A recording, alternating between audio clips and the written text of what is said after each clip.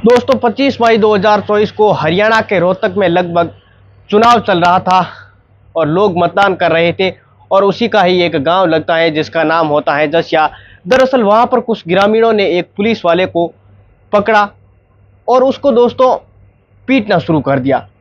लगभग 151 ग्रामीण जब एक ही पुलिस वाले को लगातार पीट रहे थे तो इस दृश्य को, इस नज़ारे को बहुत सारे लोग देख रहे थे और वह समझ नहीं पा रहे थे कि आखिरकार माजरा क्या है। उस पुलिस वाले को पीटते पीटते वही नज़दीकी एक चौकी होती है वहां पर ले जाते हैं और दोस्तों एसएचओ साहब को है जो सुपुर्द कर देते हैं और कहते हैं कि जो तुम्हारा ये सिपाही है पोलिंग बूथ पर एक लड़की से नंबर मांग रहा था कि मुझे अपना नंबर दे दो। दरअसल ये उस लड़की की खूबसूरती पर फिदा हो गया था और उस पुलिस वाले ने उस लड़की का नंबर मांगा था तो ग्रामीण है जो ऐसे में भड़क जाते हैं और खासकर वो लड़की जोर जोर से चीखने लगती है, चिल्लाने लगती है कि साहब देखो ये मेरा नंबर मांग रहा है। बस इतना कहना था कि हंगामा खड़ा हो जाता है। कई अधिकारी हैं जो आते हैं तब जाकर मामला शांत हो जाता है। हालांकि ना तो लड़की के पास में कोई नंबर पाया गया था और ना ही कोई ऐसा सबूत पाया गया था जिसके आधार पर यह कहा जा सके, पता चल सके कि उस पुलिस वाले ने नंबर मांगा था या नंबर दिया था।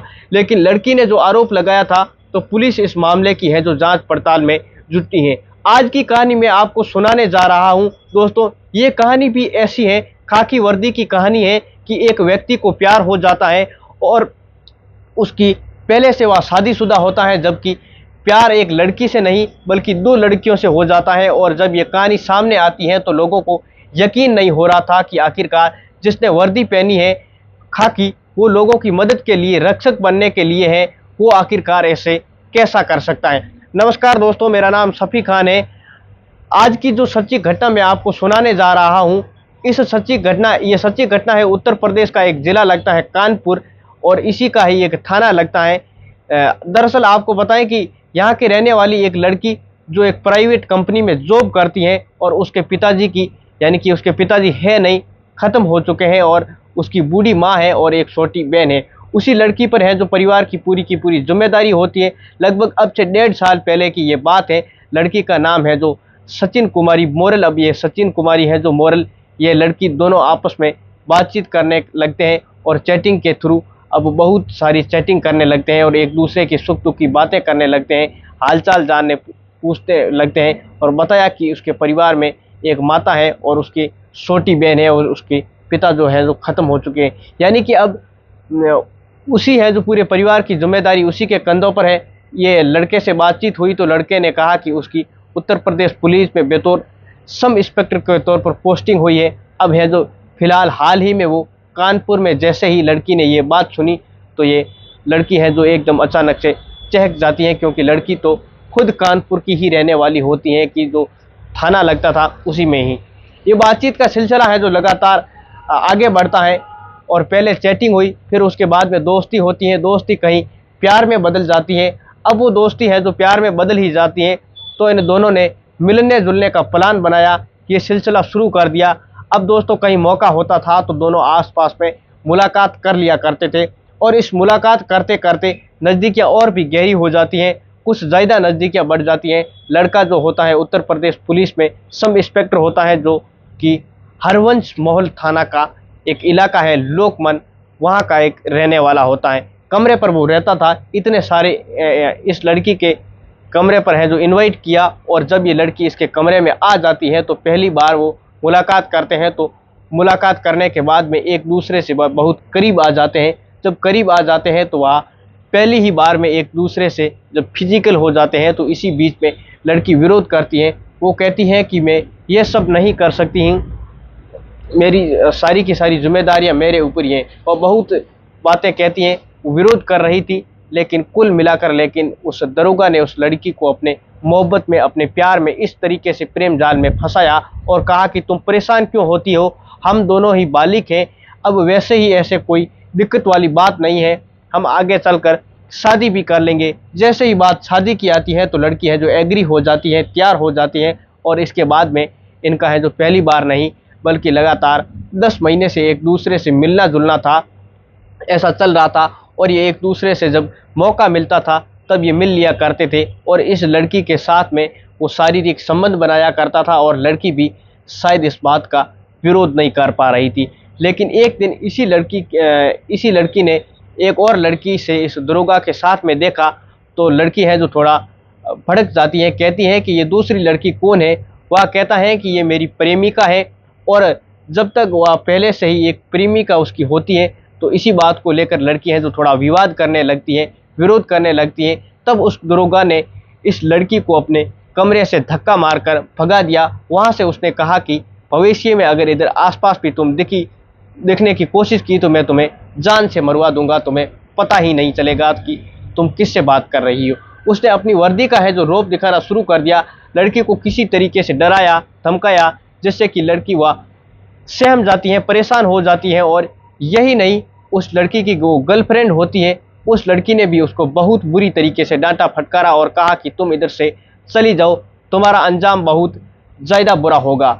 अब ये लड़की है जो बहुत सारी परेशान हो जाती है, तो करे तो अब क्या करे। उसने एक प्रार्थना पत्र लिखा और प्रार्थना पत्र जब संबंधित थाने में पहुंचाया, तो क्योंकि वह एक दरोगा होता है, वह एक बड़ा अधिकारी होता है, तो इसलिए उस प्रार्थना पत्र को दबा दिया जाता है। और लड़की करे तो अब क्या करे, क्योंकि उसके लगभग 10 महीने तक उसका शारीरिक संबंध हुआ था, शारीरिक शोषण हो रहा था लगातार। वह एक उसे सपना दिखाया गया था कि तुम मुझसे शादी करोगी, लेकिन शादी की जब नौबत आती है तो पता चलता है कि उसने उस लड़की को छोड़कर और एक लड़की से नज़दीकियां बढ़ा दी हैं। अब लगभग फरवरी 2024 के आसपास का ये मामला है।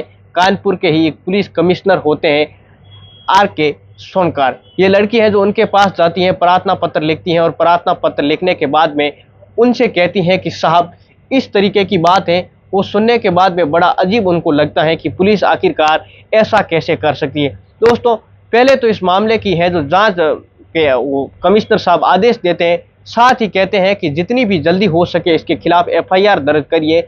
अब जब दरोगा के खिलाफ है जो FIR की बात आती है, तो दरोगा साहब पहले से ही उस थाने पे पहुंच जाते हैं और वहां पर जाकर कहते हैं कि साहब इस मामले में FIR दर्ज आप मत करना।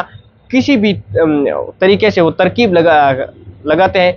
पुलिस को उन्होंने समझाया, कुल मिलाकर है जो FIR दर्ज होने ही नहीं दी। और इस बीच में आदेश आता है कि RK सोनकर है जो पुलिस कमिश्नर होते हैं, उनका ट्रांसफ़र हो जाता है। अब जब ट्रांसफ़र हो जाता है तो लड़की है जो थोड़ा परेशान हो जाती है, क्योंकि पुलिस कमिश्नर ने ही उनकी बात है जो बड़ी गंभीरता से सुनी थी। साथ ही जांच के भी आदेश उसी कमिश्नर ने दिए थे, साथ ही एक है जो आदेश दिए थे।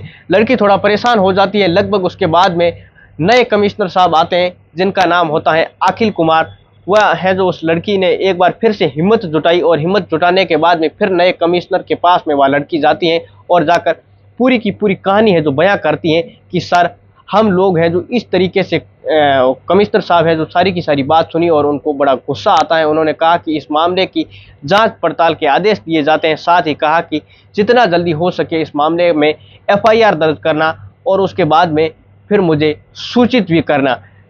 लेकिन पुलिस कमिश्नर के इस आदेश के बावजूद भी ठीक वैसे ही होता है जैसे पहले हुआ था, जैसे कि पहले कमिश्नर साहब के मामले में हुआ था। आदेश दिया जाता है, लेकिन यानी कि इस दरोगा ने अपने प्रभाव से, अपने बल से, किसी भी तरकीब से ये फ़ायदा उठाते हुए सीधा इस मामले में FIR दर्ज होने ही नहीं दिया।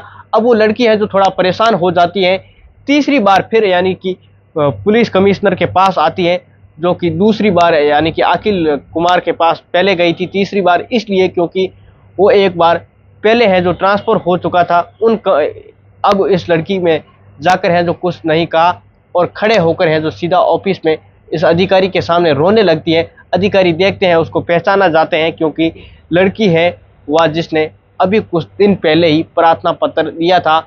और लेकिन जब है जो प्रार्थना पत्र की बात आती है तो उससे पूछा जाता है कि बेटा तुम परेशान क्यों हो, दिक्कत क्या है। उसने कहा कि साहब मैं पहले भी शिकायत कर चुकी हूँ, लेकिन अभी भी शिकायत दे रही हूँ, लेकिन मेरी कोई सुनवाई ही नहीं हो रही है। जैसे ही पुलिस कमिश्नर साहब ने इस बात को सुनी तो उसको बड़ा अजीब लगता है कि आखिरकार वो दरोगा शायद अपने प्रभाव का है जो इस्तेमाल कर रहा है, इसलिए शायद FIR दर्ज होने ही नहीं दी जा रही है।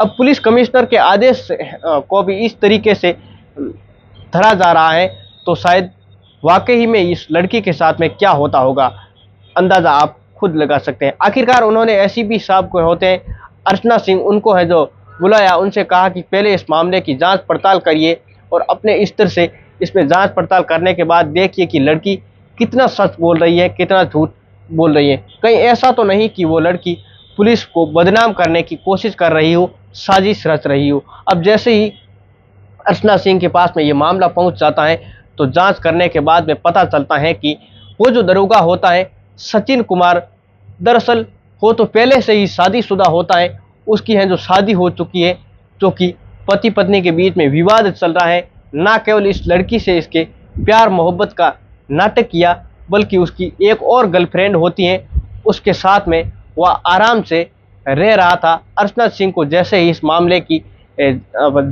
का पता चलता है तो पूरी जानकारी जुटाई जाती है। तो कमिश्नर साहब को बताते हैं कि कमिश्नर साहब को रिपोर्ट भेजी जाती है और कमिश्नर साहब हैं जो फिर आदेश करते हैं और इस मामले में एफआईआर है जो दर्ज कराने के लिए थाना हरवंश मोरल मोहन थाने में पहुंच जाते हैं और वहां मामला एफआईआर है जो दर्ज हो जाती है। बताया जा रहा है कि 22 मई 2024 को एफआईआर दर्ज हो जाती है और जैसे ही एफआईआर दर्ज की कहानी है जो अगले दिन अखबारों में 23 मई 2024 को, यानी कि 24 मई 2024 को अखबारों में प्रकाशित होती हैं। उसके बाद में दरोगा है जो अंडरग्राउंड हो जाता है, यानी कि छुप जाता है, दुबक जाता है, कहीं ऐसा ना हो कि पुलिस उसको पकड़ ले।